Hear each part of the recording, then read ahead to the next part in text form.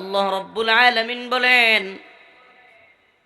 কোন বান্দা যদি অন্তর থেকে খাঁটি তওবা করে, ইল্লা মান তাবা ওয়া আমানা ওয়া আমিলা আমালান সলিহা, ঈমান আনে এবং অন্তর থেকে খাঁটি তওবা করে এবং আল্লাহ পাকের কাছে বলে, আল্লাহ আর গুনাহ করব না, আল্লাহ পাক বলেন, ফাউলাইকা ইউবাদদিলুল্লাহ,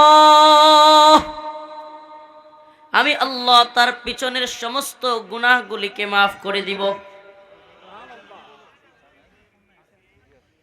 আমাকে বলেন, এই দুনিয়ায় কোনো অফিসে চাকরি করেন, কোনো ব্যবসায়িক প্রতিষ্ঠানে চাকরি করেন, গার্মেন্টস সোয়েটার ফ্যাক্টরিতে চাকরি করেন, ডিপার্টমেন্টে চাকরি করেন, যে যেখানেই চাকরি করেন, আমাকে বলেন, একদিন যদি আপনি অফিসে না যান কিংবা কোনো বড় ধরনের ভুল করেন, আপনাকে ওই দিন অফিসে গালাগালি কিংবা হুমকি দমকি শুনতে হবে কি হবে না?